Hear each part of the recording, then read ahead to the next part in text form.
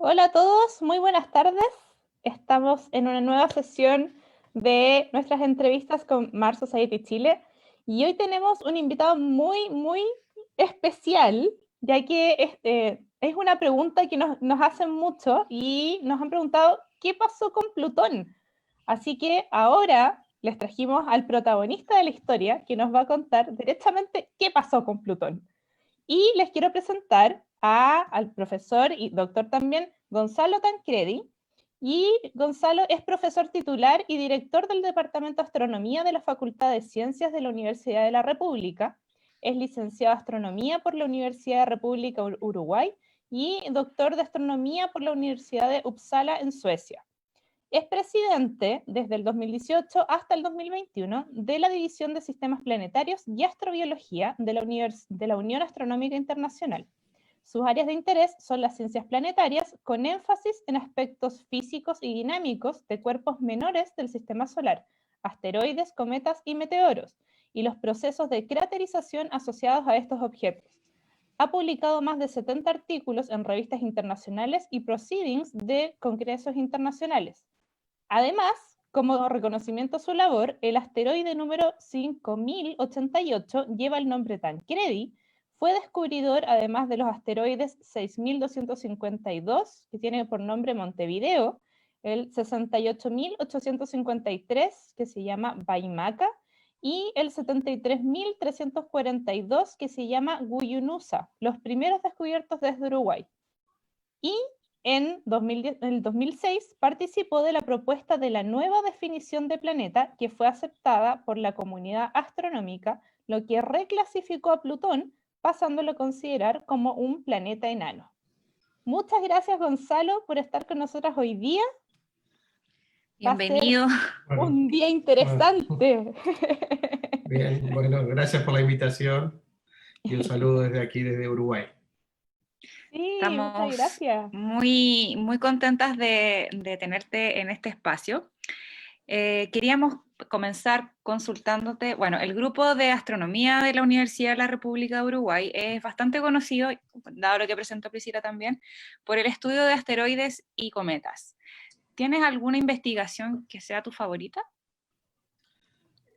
No, sin duda digo, lo que me interesa más es lo que estamos haciendo hoy en día, y por eso uno va cambiando de temas. En este momento, digamos, después quizás digo, da para aún un poco más, estamos investigando sobre el tema de propagación de ondas generadas por impacto en medios granulares, en asteroides considerados como medios granulares.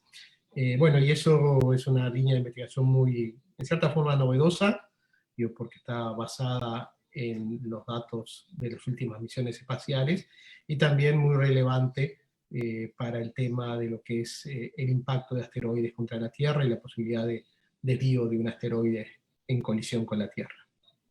Ah, mira qué interesante. ¿Y eso cómo lo hacen? ¿Cómo es la forma que pueden estudiar ese tipo de investigaciones? Bueno, esas investigaciones nosotros desarrollamos también una metodología quizás bastante particular o que no lo hacen muchos grupos, que intentamos combinar las experiencias de laboratorio con las simulaciones numéricas. Ah, Eh, súper. yo, mi formación, como planteaba Priscila, es de astrónomo, o sea, yo me recibí de astrónomo aquí en la Facultad de Humanidades y Ciencias, después hice un doctorado en astronomía, pero hoy en día gran parte de mi tiempo lo paso en un laboratorio de física, digamos, Mm. porque estas experiencias que estamos realizando, después quizás digo, puedo compartir algunas imágenes, son experiencias en un laboratorio de física en el cual, Oh. bueno, tenemos una cantidad de instrumental para generar un impacto, para ver la propagación del impacto. Y a su vez lo otro, como decía, es tratar de combinar esa información con simulaciones numéricas, porque una de las limitaciones que tenemos es que obviamente las experiencias las realizamos aquí en la superficie de la Tierra, con las condiciones de gravedad que hay en la superficie de la Tierra, que son muy diferentes a las condiciones de gravedad que existen en los cuerpos menores del sistema solar, como por ejemplo un asteroide. O sea, el famoso valor de G de la aceleración de la gravedad en la superficie, que en la Tierra es de 9,8 metros segundo cuadrado, en los asteroides o cometas es de tan solo centésimas o milésimas de metros por segundo cuadrado, con lo cual hay una diferencia muy importante de cómo es el comportamiento del material. Entonces, para eso podemos hacer una extrapolación de estos datos con simulaciones numéricas en clústeres de computadoras. Qué interesante. Y Interesante. eso me imagino que también lo relacionan con los cráteres que se observan en la Tierra, ¿o no? Sí, en realidad la motivación que tiene esto podemos decir que es por dos vías. Por una parte es entender procesos que se dan en los asteroides, como procesos como por ejemplo de craterización en los asteroides mismos, la formación del cráter. Quizás hayan oído que hace unos meses atrás hubo una sonda japonesa que visitó un asteroide, el asteroide Ryugu, la sonda Hayabusa 2. Sila, digamos, en su época juvenil, allá en el 2007, creo que fue el 2007 que nos visitó, hablábamos de la Hayabusa 1 o la Hayabusa, que fue En la Itokawa. en Itokawa, exactamente. Sí. Bueno, ahora hay una segunda versión, mejorada obviamente, de esta misión espacial tremendamente exitosa de los japoneses visitando otro asteroide. Hicieron una experiencia de impacto, y una de las cosas que encontraron es que, bueno, el cráter que se formó es bastante diferente a lo que quizás uno podía esperar, un cráter más amplio, y entonces, bueno, entender esos procesos, porque lo que nosotros queremos ver es cómo en un asteroide que es un aglomerado, que no es una roca monolítica, cómo se propaga una onda generada por impacto. Entonces, y cómo puede, por ejemplo, cambiar la constitución, cambiar la distribución de las partículas. Una de las cosas que habíamos estudiado justamente, que habíamos iniciado en aquel workshop del año 2007 fue un estudio de la distribución de partículas o boulders o distribución de rocas en la superficie de Itokawa. Bueno, eso parecería que esa distribución de rocas está modificada por procesos de segregación de partículas por tamaño, un proceso que se conoce también como nueces de Brasil. Si hay algún geólogo, geofísico en la audiencia, quizás lo conozca este proceso. O también es la experiencia cotidiana. El proceso en sí consiste en que cuando uno produce una vibración o lo que llamamos shaking, una perturbación en un medio, una perturbación mecánica en un medio, con una combinación de partículas de diferente tamaño, las partículas más pequeñas tienden a irse hacia el fondo, las partículas más grandes tienden a quedarse arriba. Bueno, ese proceso posiblemente también esté ocurriendo en los asteroides, y a través de estas experiencias de laboratorio queremos entender estos procesos. Y lo otro es la propagación de la onda sísmica generada por el impacto. ¿Y por qué, digamos? Porque, como yo decía hace un momento, sabemos que los asteroides impactan contra la Tierra. Tú recién comentabas el tema de la formación de cráteres. Y sabemos que eso puede llegar a ocurrir en un futuro. Entonces, queremos evitar este tipo de cosas por las consecuencias catastróficas que puede tener el impacto de un asteroide. Y para eso se han diseñado diferentes alternativas de desvío de asteroides en ruta de colisión con la Tierra. Una de las alternativas es justamente impactarlo, pegarle con algo para desviar una especie de billar cósmico, o sea, de jugar a colisiones en el espacio. Pero ustedes se darán cuenta que no es lo mismo impactar un asteroide que fuera una roca monolítica que un asteroide que es un aglomerado de partículas, un aglomerado de rocas. Entonces, también está eso. Y por eso, entonces, estas experiencias, estas simulaciones numéricas y la colaboración que tenemos con un par de misiones, una de la NASA y otra de la ESA, que justamente van a testear estas metodologías de deflexión. El año que viene se va a lanzar la misión DART de la NASA, que va a impactar en un asteroide, o sea, en realidad en un asteroide binario, en el satélite de un asteroide binario. El satélite se llama Dimorphos, el asteroide principal Didymos. Bueno, la misión esta va a impactar y va a producir un pequeño desvío del asteroide satélite. Bueno, nosotros colaboramos, participamos en los grupos de trabajo de estas misiones y justamente hacemos esta contribución de nuestro trabajo. Y posteriormente va a haber una misión de la ESA, la misión ERA, que va a volver a este asteroide y estudiarlo más en detalle. Estudiar, digamos, los procesos que generaron ese impacto. Bueno, ese tipo de cosas son las que hoy en día consumen más mi tiempo, digamos, y bueno, si quieren, digo, les muestro nomás lo que es, por ejemplo, el laboratorio donde trabajamos. Qué bien, sí. Ay, sí. Te estás convirtiendo en un geólogo entonces, Gonzalo. Exactamente, sí. Bueno, yo lo que les decía, a ver, aquí lo tengo, o sea, estas son justamente Itokawa y el Harley 2 también. Exacto. Y bueno, y acá estamos hablando de la misión DART, y ahí tenemos uno de estos asteroides, Ryugu, que es el que recientemente fue visitado por la otra sonda japonesa. Y como ven, son aglomerados, no es una roca monolítica, sino tenemos una gran cantidad de rocas de diferente tamaño en la superficie. Bueno, y este es el laboratorio que tenemos en un subsuelo de la Facultad de Ciencias, en las cuales en las experiencias de la izquierda son las experiencias de impacto, en esta otra experiencia que tenemos acá es una experiencia justamente del proceso de segregación de necios de Brasil. Lo que hacemos en esta experiencia de impacto es lanzar un proyectil a esta caja que está aquí, llena de un medio granular, que pueden ser microesferas de vidrio, o arena, o grava, y esa caja a su vez es comprimida por un gato hidráulico, y en el interior de la caja tenemos una serie de sensores, como ser acelerómetros, sensores de presión, para medir justamente la propagación de la onda en función de los niveles de confinamiento, de presión de confinamiento de la caja.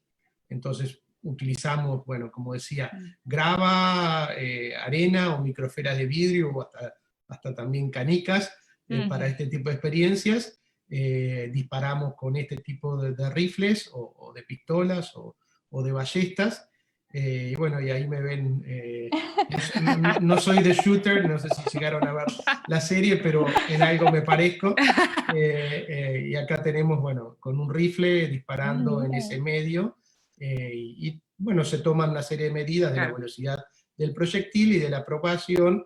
Ese es un esquema de los sensores que tenemos en el interior, y hacemos estudios porque para los geólogos van a ser muy similares a lo que sería una especie de sismograma, como ven aquí, claro.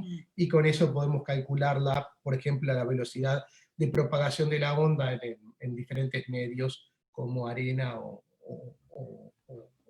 microesferas de vidrio. Bueno, eso es uno de los trabajos que hay. Y después lo otro que hacemos es simulaciones numéricas de lo mismo, ¿no? En la cual, digamos, ahí por ejemplo vemos la propagación de la onda.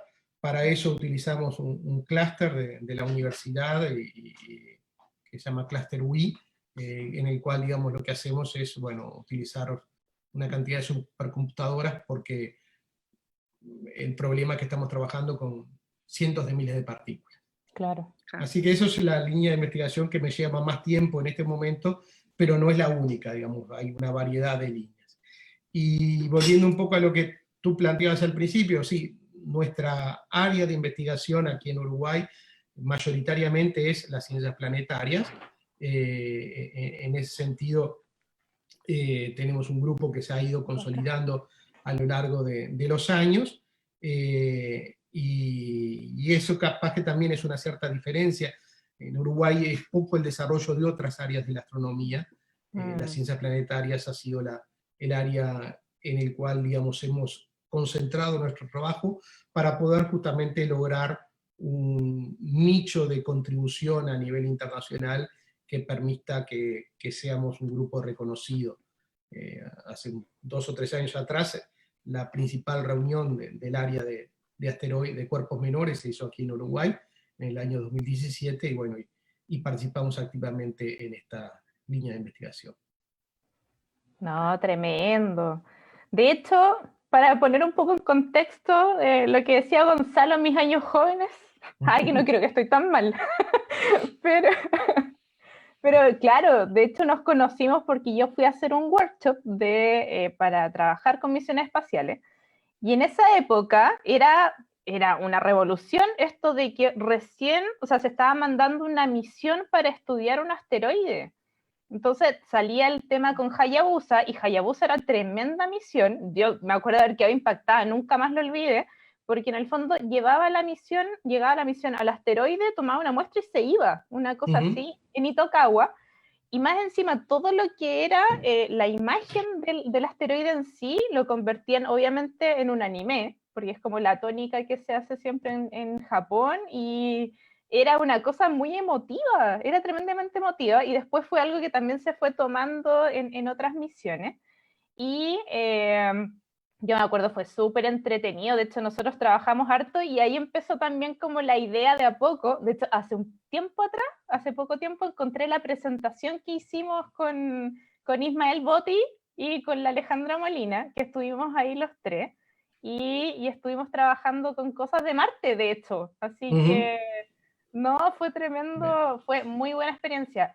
Y después me acuerdo que nosotros, yo volví, porque ustedes también estaban haciendo harto, bueno, motivando todo el tema astrobiología, y me acuerdo, creo que fue el 2007, si mal no recuerdo, que hicieron un congreso de astrobiología que incluso No, habían ese fue el invitado, 2009, fue en el, 2009, en el año internacional de la astronomía. O sea, en 2007 fue el workshop de COSPAR, que tú ahí mencionabas, está, y en el 2009 hicimos el Congreso de Astrobiología, sí, un congreso latinoamericano de astrobiología, y más que tuvieron de un congreso invitado, en una escuela sí, latinoamericana de astrobiología, sí. y estuvo Fran Drake, de hecho estuvo Sí, esto, o en una sea, transmisión en vivo, en forma hoy ese en día, día, claro, hoy en día no nos asombraría, pero claro. en aquel momento tener una conferencia remota fue todo un desafío tecnológico, pero Sí, tuvimos una participación remota de Franz Drake en sí. ese workshop. Así que, En ese bueno, de todas formas, yo creo que ustedes han ido marcando este hito, que en realidad partió justamente con todo el tema de asteroides y cometas que están trabajando tú y con Julio Fernández también. uh-huh. Y de ahí yo creo que ha sido como un poco lo que ha ido marcando también en la región, a nivel latinoamericano. Yo creo que se ha concentrado las ciencias planetarias en Uruguay y de ahí ha salido para otros países también. Y aquí viene la gran pregunta gran, yo creo que es Lo que este fue estaban esperando. el hito que marcó también las ciencias planetarias, yo creo, en Latinoamérica, porque en el 2006 sabemos de que ocurre este tremendo hito, que yo creo es muy importante en la historia de la astronomía, ya que Plutón se reclasifica de planeta a planeta enano. Y aquí empiezan las confusiones. Y aquí es donde vienen las preguntas que nos hacen a nosotros, que qué pasó con Plutón, que lo sacaron de ahí, por qué un planeta enano, por qué no es planeta, qué sé yo.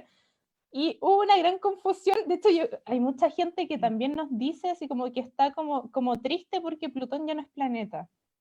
Así que cuéntanos, por favor, qué pasó, cuál fue tu rol, cómo fue todo esto, cómo llegaron a reclasificar Plutón. Cuéntanos toda Bueno, la historia. bien, quizás hay que remontarse varios años antes. Tú mencionabas que mi licenciatura la hice aquí en la facultad, en la Universidad de la República, aquí en Uruguay. Mi trabajo, mi tesis de licenciatura, que justamente fue dirigida por Julio Fernández, el creador, digamos, de nuestro grupo de ciencias planetarias, tenía como título El origen de Plutón y Caronte. Caronte era, es el satélite conocido hasta en ese momento. Estoy hablando de 1989, cuando defendí mi tesis, quizás muchos de ustedes ni siquiera eran nacidos.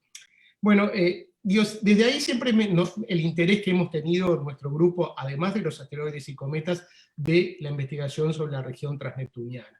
De hecho, Julio Fernández ha sido uno de los líderes en la investigación en esa área. Su trabajo del año 1980 sobre la posibilidad de la existencia de un cinturón de objetos más allá de Neptuno fue el que en definitiva marcó las líneas de la necesidad de buscar objetos más allá de la órbita de Neptuno.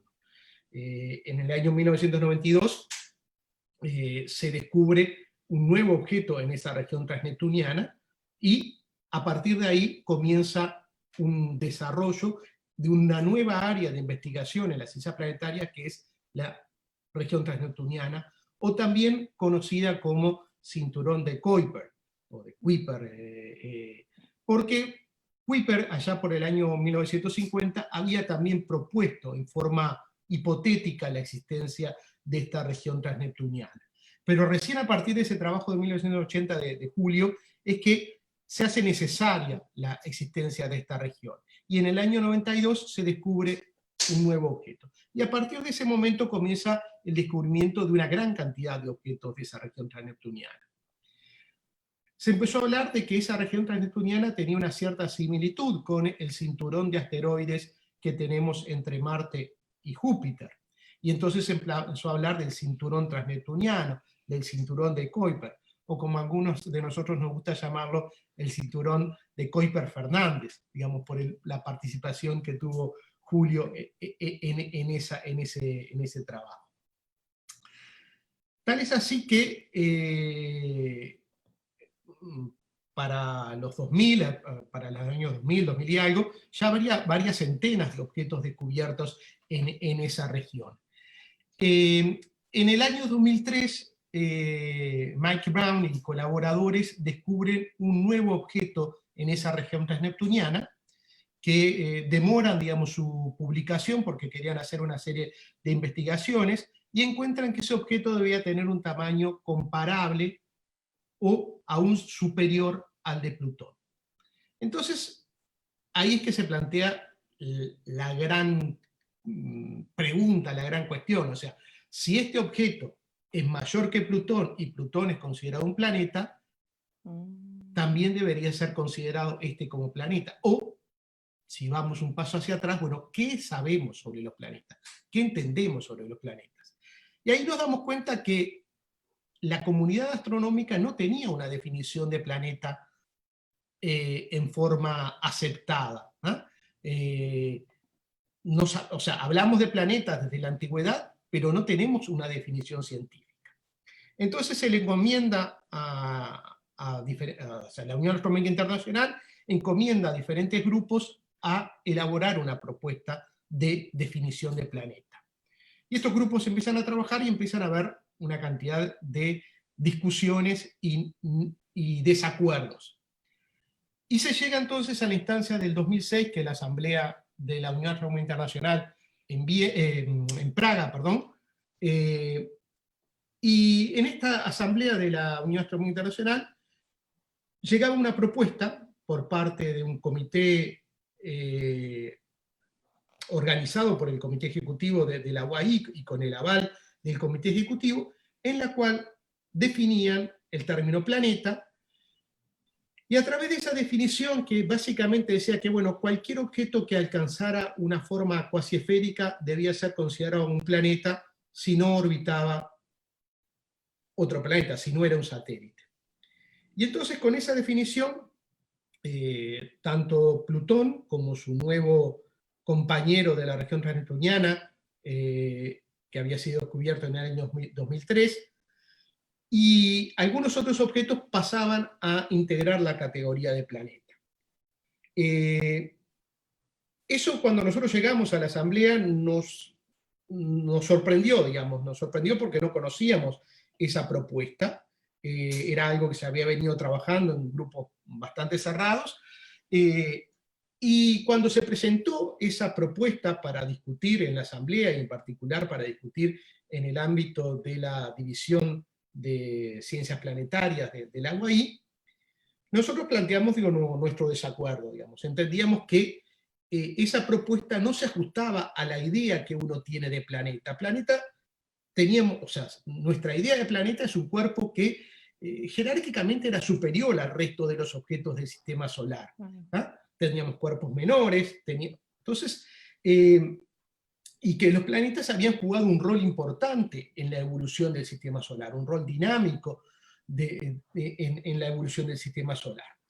Entonces, como entendimos que la propuesta que se venía haciendo no era la que se correspondía con nuestra idea de planeta, con nuestra idea sobre el origen y evolución del sistema solar, y en eso sí éramos nosotros expertos en el sentido de haber trabajado desde hace mucho tiempo en estas temáticas, decidimos promover una resolución alternativa.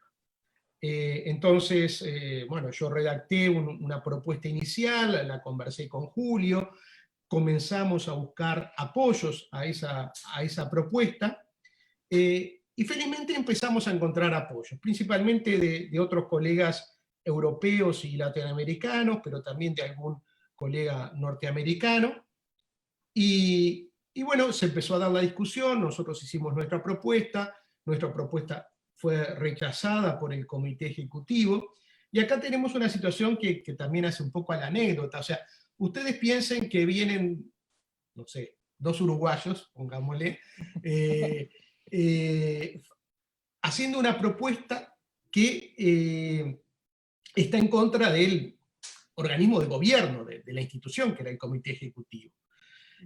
Bueno, no fue nada fácil promover esa, pero hicimos una serie de cosas, desde juntar firmas, desde discutir, hacer publicaciones en el diario de la UAI, y hasta que finalmente, bueno, después de todas esas instancias y diferentes negociaciones, se llega a una instancia, primero de una especie de votación nominal, en la cual, digo, nuestra propuesta era mayoritaria, y finalmente, bueno, el comité ejecutivo accede a poner en consideración nuestra propuesta, y es la que finalmente es aceptada. Entonces, bueno, fue un trabajo difícil, y en varias veces que me han entrevistado sobre este tema, yo dije que mi experiencia, quizás ustedes digo, porque en Chile lo han vivido, o sea, en mi caso, yo la actividad o mis años de estudio estudiantil, de estudiante universitario, fueron en primera instancia durante lo que fue, digo, la dictadura uruguaya, digamos, donde había una movilización estudiantil muy grande. Y la Universidad Uruguaya tiene la particularidad de ser una universidad cogobernada, en la cual hay una participación activa de los diferentes órdenes, hay muchas discusiones. Bueno, toda esa experiencia estudiantil, toda esa experiencia, digo, en cierta forma yo siento que fue útil para poder llevar adelante esta propuesta. Y en definitiva lo que nosotros dijimos, bueno, vamos a adoptar una definición de planeta que esté acorde a nuestro entender, o al avance del conocimiento científico que había hasta ese momento, o que hay hasta ese momento, o sea, sobre nuestro conocimiento del origen y la evolución del sistema solar. Y en ese sentido, entender que los planetas, como decía antes, habían jugado un rol más importante. ¿Cuál era el rol más importante? No era solamente que habían adquirido una forma esférica por equilibrio hidrostático, sino que también habían cumplido un rol de limpiar sus órbitas, o sea, un rol de, por una parte, captar una gran cantidad de planetesimales, y a su vez limpiar su vecindad, y entonces gravitacionalmente eran diferentes a el resto de los objetos de pequeño tamaño. Y por eso, en las zonas donde están los planetas, no tenemos cinturones de asteroides o tenemos un cinturón transneptuniano. Entonces, un asteroide, por más grande que sea, como es el caso de Ceres, que tiene una forma esférica o cuasi esférica, no logró limpiar la vecindad de su órbita. Entonces, en la región de donde está Ceres, convive con cientos de miles o millones de asteroides. Y lo mismo le ocurría a Plutón o a este nuevo objeto. Conviven en su zona porque no tuvieron esa acción gravitacional de poder limpiar la vecindad de su órbita. Claro. Y entonces eso es que hace que adoptemos 3 categorías de objetos en el sistema solar. La categoría de planetas, que tiene su forma esférica y logró limpiar la vecindad de su órbita. La categoría de planeta enano, que sí tiene forma esférica, pero que convive en su región con otros objetos, y la categoría de cuerpos menores, que no han tenido la masa ni siquiera suficiente como para adquirir una forma esférica. Entonces es una combinación de criterios geofísicos y dinámicos, como en definitiva es nuestro sistema solar. No podemos separar la geofísica o la física de la dinámica de los objetos del sistema solar. Sí, a mí me parece súper interesante todo este proceso de la redefinición de cómo clasificamos, qué consideramos un planeta. Y de repente como que lo comparo un poco con todos los grandes hitos que han habido en la historia de la ciencia, que finalmente así se construye el conocimiento, aparecen nueva información, aparece nuevo conocimiento y tiene que ir dejando de alguna manera atrás lo que entendíamos y dar paso a nuevo conocimiento, lo que no significa que más adelante eso también vaya cambiando y que claro, es toda una revolución en cuanto a cómo comprendemos y lo que sabemos del mundo. Uh-huh. Sí, hay un comentario, o sea... Ay, no, internet. Gonzalo, parece que te perdimos un poco. Ah, pensé que era el mío. Sí, no. No, parece que perdimos a Gonzalo un momento, pero claro, es interesante lo que cuenta porque de hecho, y lo vamos a tocar en algún post también para que tengan más conocimiento al respecto, pero hay todo un tema de migración planetaria también, o sea, cómo se va formando desde que se forma el sistema solar hasta que cada planeta llega a su posición que conocemos actualmente. Y eso es un proceso de migración también de muchos años, que los planetas se van moviendo, adaptándose también a la gravedad que hay para poder posicionarse. Y esto que dice Gonzalo de limpiar su vecindad tiene que ver justamente con que van acretando material, o sea, se van de a poco aglomerando el material que hay alrededor y de esta forma logran llegar también a sus tamaños. Ahora, a mí lo que me llama mucho la atención, y le vamos a preguntar a Gonzalo cuando vuelva, ¿qué pasa? Porque nosotros tenemos los planetas rocosos, yo creo que muchos han hecho esta pregunta, tenemos planetas rocosos súper ordenaditos y los planetas gaseosos también súper ordenados y están en este límite hasta que aparece Plutón nuevamente. Entonces, yo creo que es un tema bien, bueno, que también tiene que ver con todo este tema de estar reordenando la casa en el fondo. Ahí apareció Gonzalo nuevamente. Estábamos rellenando, contándole a la gente que como el tema de la migración planetaria y que existe esta como reordenación entre que tenemos planetas rocosos cerca del Sol y planetas gaseosos que están un poco más lejos del Sol, obviamente, y aparece Plutón ahí entre medio. Entonces, también como que no cuadra, pues. Sí, justamente, o sea, Plutón, desde el punto de vista físico, está en la región de los planetas gigantes, pero es un planeta muchísimo, o sea, era un planeta muchísimo más pequeño. Y lo que tú hacías referencia hace un momento, digamos, a Pamela me refiero, es el hecho de que sin duda, acá hay una evolución del conocimiento. Cuando se descubrió con Plutón en el año 1930, la información que teníamos era muy limitada. Hoy en día tenemos han habido avances, o sea, desde el tamaño de Plutón, que se pensaba que era mucho más grande la masa de Plutón, y finalmente, como decía, el hecho de la gran cantidad de datos que se descubrieron en esa zona. Ahora, Plutón, sabemos de todos estos nuevos conocimientos que han aparecido en estos últimos años, que tiene atmósfera estratificada, se sabe un poco respecto de algunos compuestos orgánicos que pudieran estar presentes en su superficie y también la posibilidad de tener océanos en estado líquido. ¿Esto también se considera a la hora de volver a definirlo como planeta? O sea, no está planteado, digamos, porque el rediscutir la caracterización de Plutón, digamos, porque a menos que se cambie la definición de planeta, digamos, porque desde el punto de vista de las características que se definieron para considerar un objeto como planeta, Plutón no va a poder, por ejemplo, limpiar la densidad de su órbita, no va a poder, digamos, dinámicamente ya no es posible.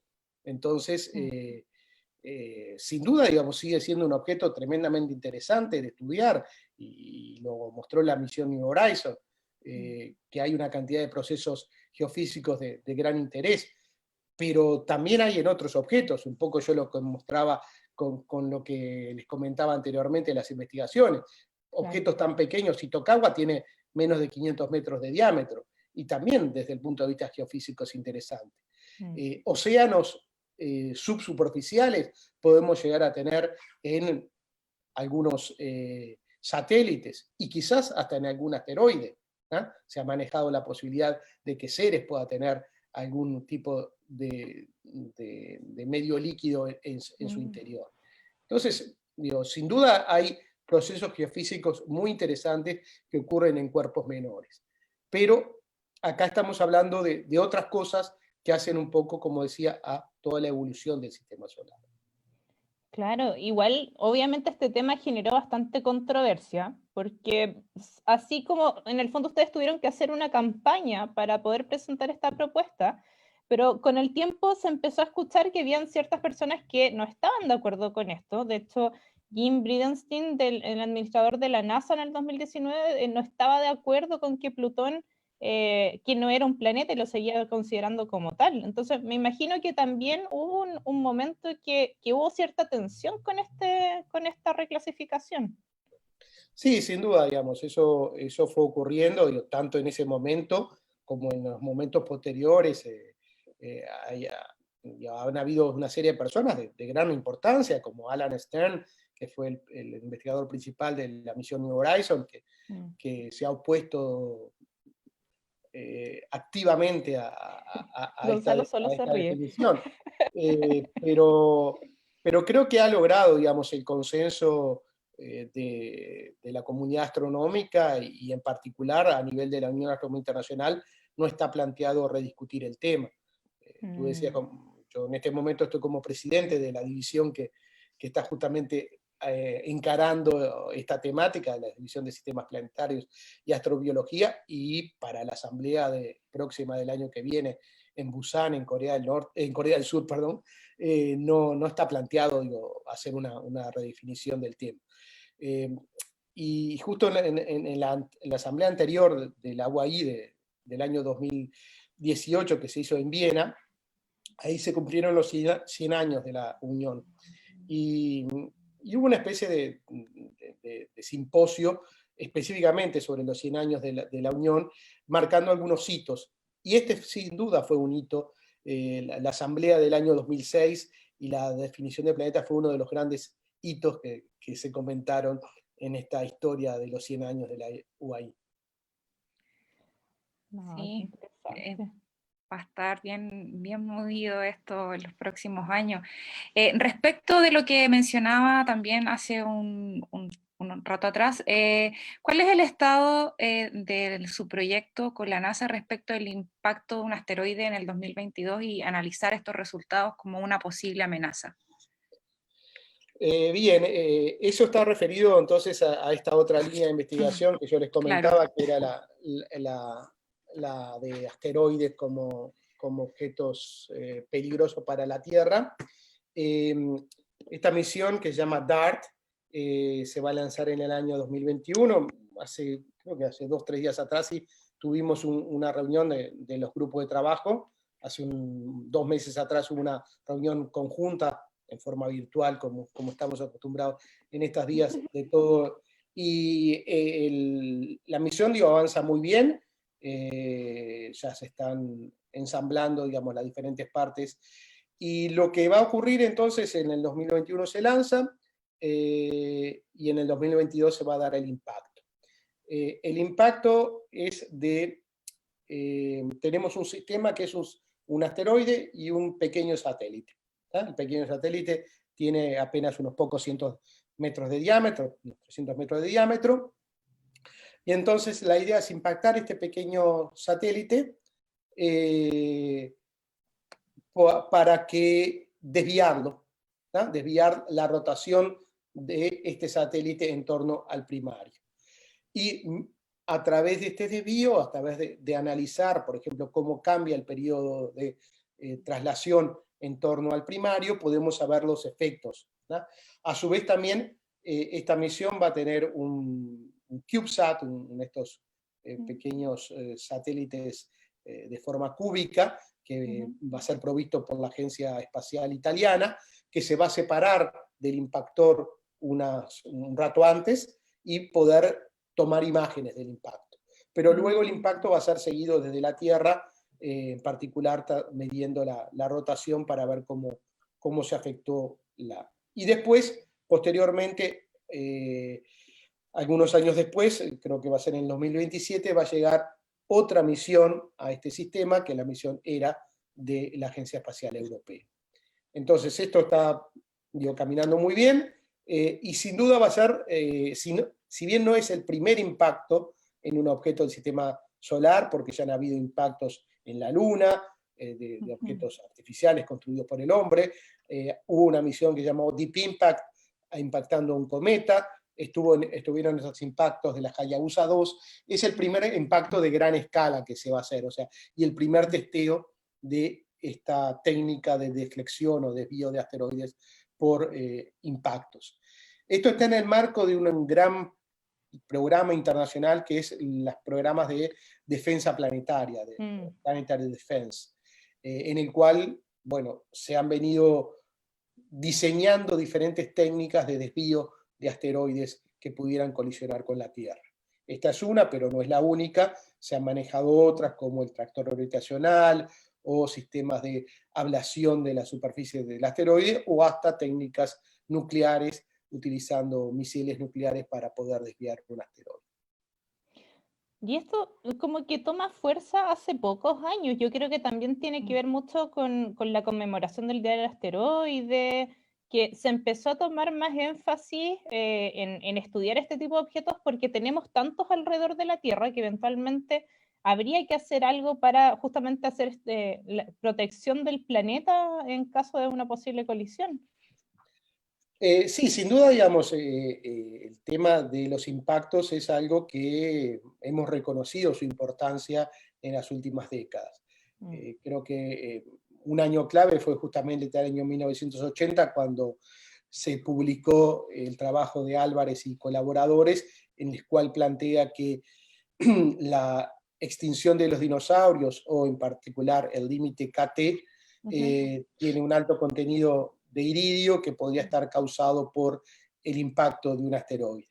A partir de ese momento es el reconocimiento de que los asteroides o cometas impactando contra la Tierra pueden tener consecuencias catastróficas para la vida en el planeta. Y se comienzan diferentes programas de búsqueda. Hoy en día tenemos catalogado más del 95% de los asteroides mayores de 1 kilómetro de diámetro que pueden llegar a impactar contra la Tierra, pero bueno, todavía falta saber o conocer la mayor parte de los objetos más pequeños, porque 1 kilómetro de diámetro, con 1 kilómetro de diámetro podríamos pensar que un asteroide impactando contra la Tierra tiene consecuencias catastróficas a escala global. Pero un objeto más pequeño, de algunos cientos de metros, podría tener consecuencias catastróficas a nivel regional. Claro. A nivel de un continente, o un poco más pequeños a nivel de un país. Entonces, bueno, la preocupación está presente a diferentes escalas de tamaños.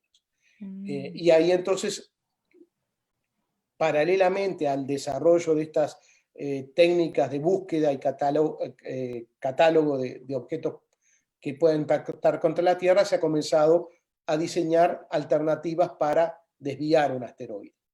Se han desarrollado, por ejemplo, una conferencia que se llama de defensa planetaria, en la cual son muy interesantes, porque una de las cosas que hacemos es hacer una especie de ejercicio de simulación de un evento de este tipo. ¿En qué consiste? Bueno, pensar, digamos, qué acciones tomar frente a las diferentes etapas, desde el momento del descubrimiento de un potencial impactor hasta saber que el objeto va a impactar en una cierta región en nuestro planeta y qué acciones tomar.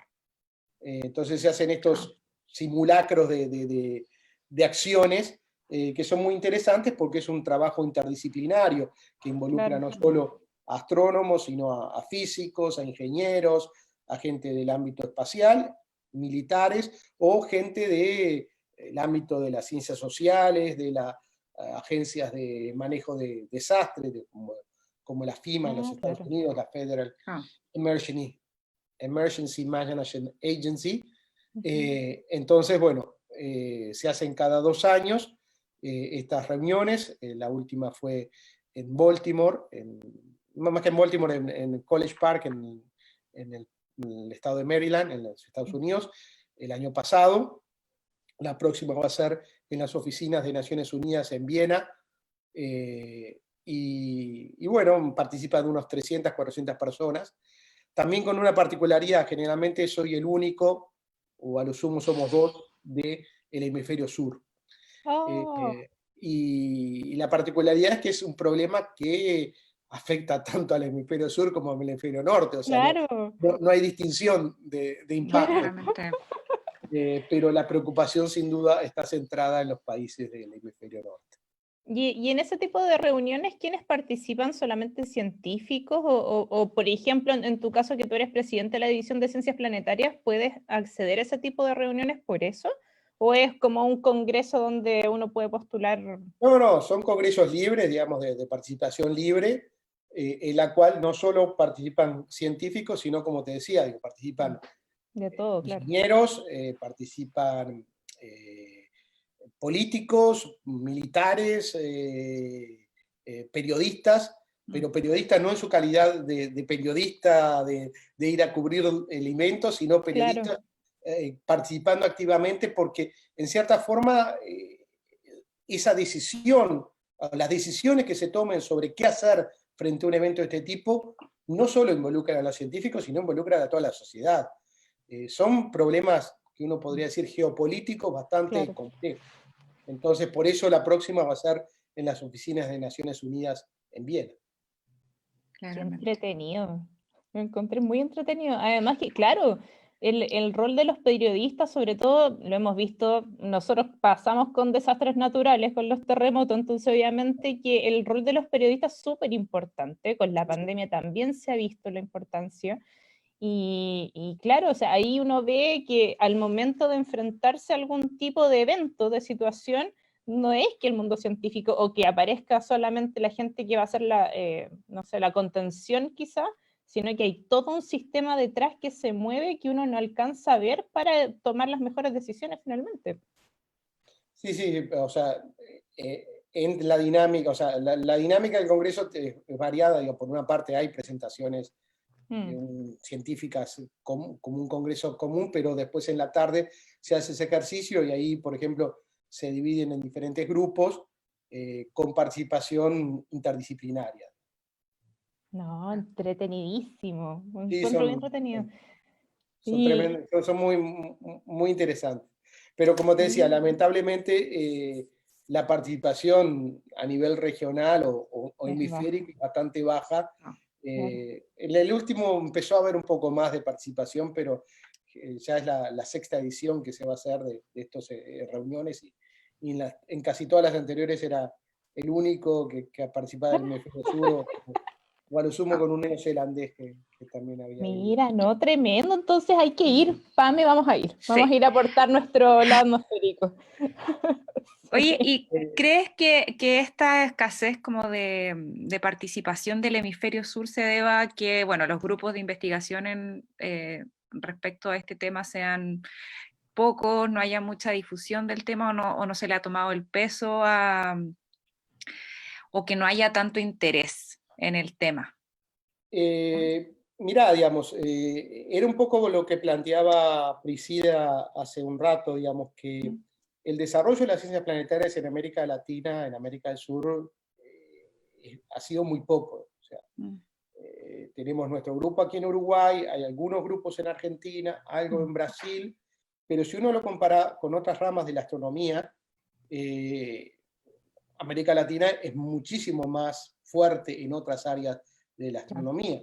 En Chile, bueno, ustedes conocerán, digo, la cantidad de grupos de astronomía, y creo que recién ahora empiezan a haber grupos en ciencias planetarias.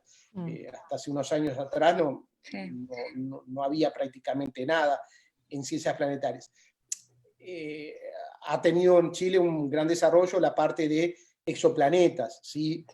Vinculados, pero lo que es las ciencias planetarias de nuestro sistema solar es un área poco desarrollada. Bueno, todo el trabajo que ha estado haciendo Millarca Valenzuela en los temas referidos a meteoritos, y algunos colaboradores, también Patricio Rojas, que ha tenido otra serie de trabajos, pero es poco el desarrollo. Y también en otros países, si uno lo compara, por ejemplo, en Argentina, que hay una gran cantidad de grupos en astrofísica estelar, astronomía galáctica y extragaláctica, en los grupos de ciencias planetarias son pequeños. Así que eso es una de las causas. Y capaz que uno hasta lo puede trasladar a otros países como Australia o Nueva Zelanda, digamos, o Sudáfrica, que también tienen un desarrollo importante en astronomía, pero que esta área es poco desarrollada. Eso no ocurre así en Estados Unidos, donde tienen la NASA una cantidad de misiones espaciales planetarias y un desarrollo importante, y en Europa también ocurre lo mismo. Sí. Y podríamos también incluir a Japón en ese grupo. Pero el problema es ese, la falta de desarrollo de esta temática que para mí, digamos, tiene ese otro interés de que acerca la astronomía mucho más a problemas cotidianos. Sí, es verdad.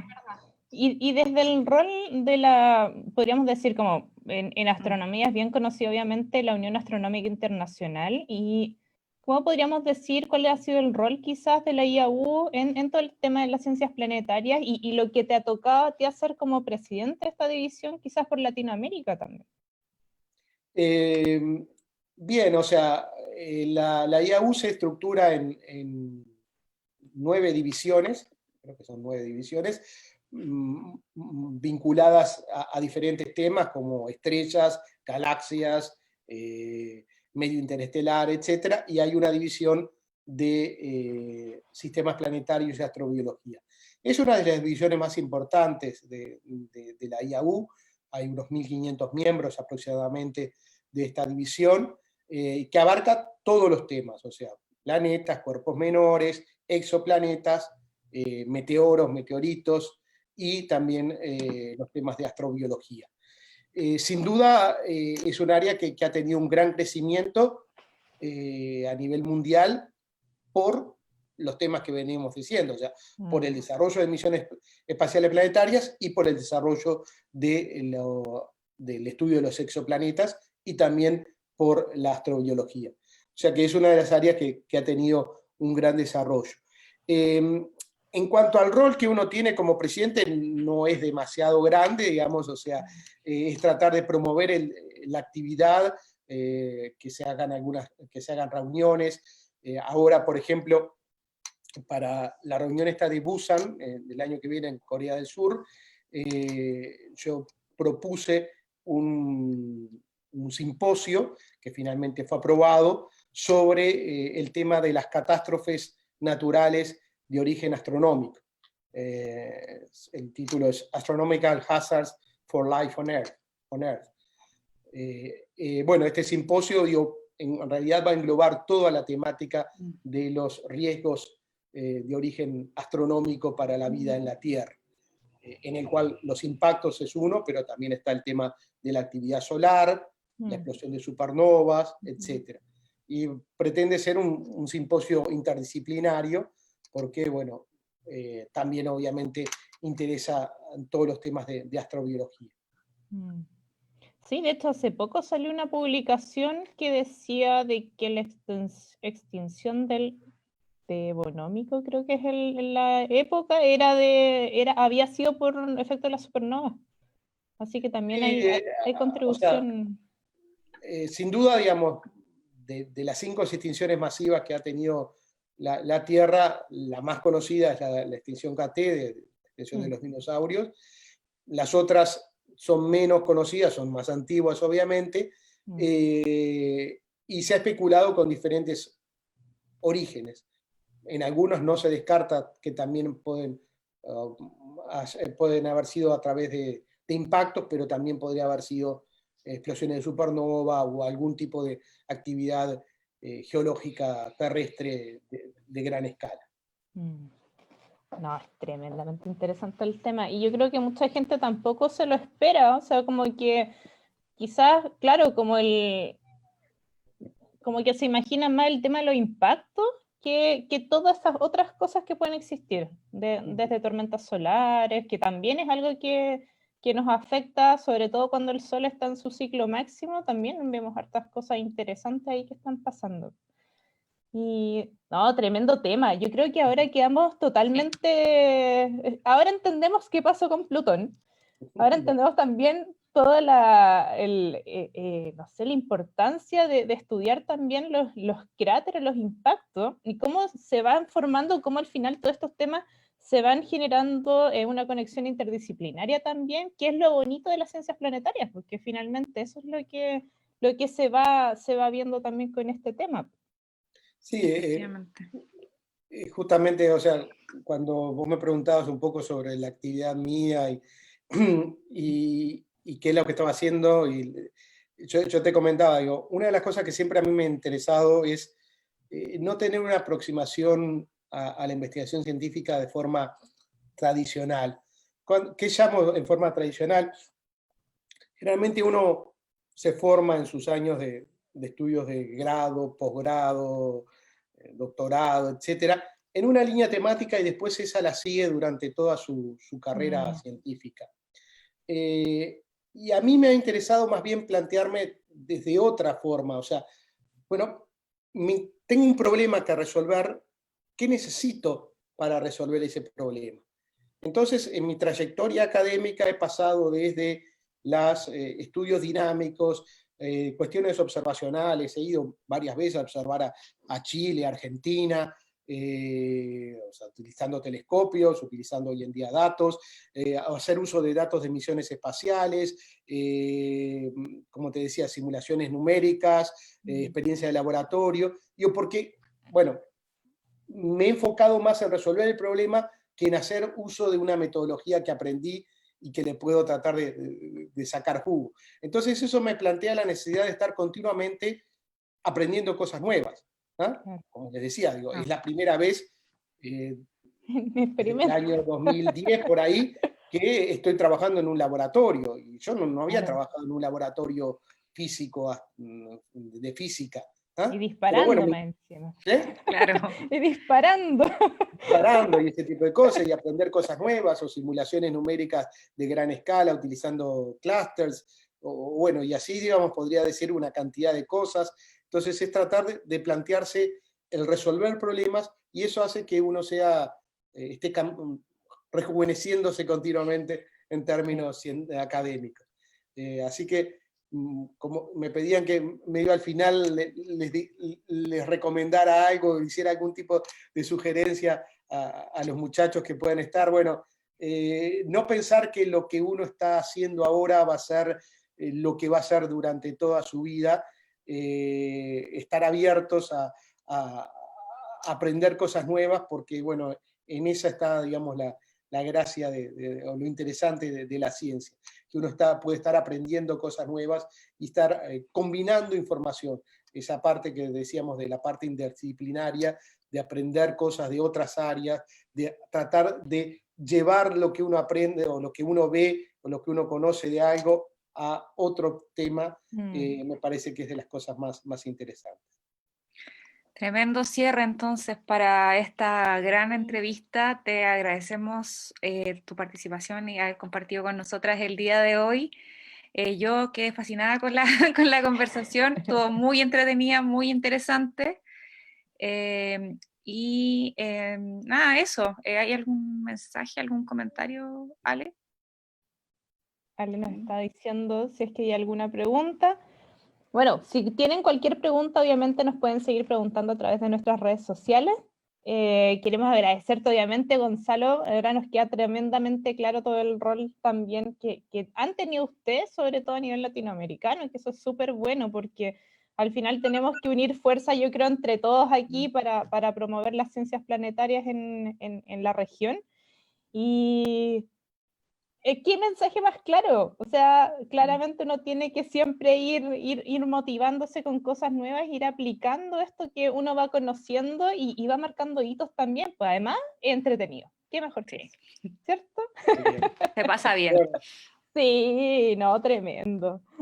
bien. Así que muchas gracias, Gonzalo, por estar con nosotras hoy día, por habernos contado la historia sobre Plutón. Yo creo que nadie sabe y tenemos aquí el protagonista, así que dirigente estudiantil, podríamos decir, de nuestras épocas, que también están movilizadas. Así que haciendo toda una gran campaña ahí, y claro, era lo que se necesitaba, y así vamos construyendo la historia también en la ciencia. Así que no, Exactamente. O tremendo, sea, tremendo.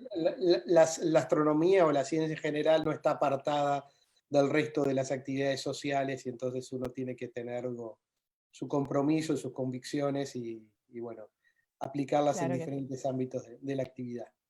Claro que sí. Maravilloso. Muchas gracias, Gonzalo. Bueno, Muchas gracias a todos Gracias. también los que nos han estado mirando, y acuérdense, todas sus preguntas nos pueden hacer a nuestras redes sociales si es que ustedes quedaron con alguna duda, y nos pueden estar escribiendo y nos siguen en TMS Chile. Esas son nuestras redes sociales, en Instagram, Facebook y Twitter. Así que síganos. Muchas gracias. gracias a Gracias. ustedes. Nos vemos. Chao. Nos vemos.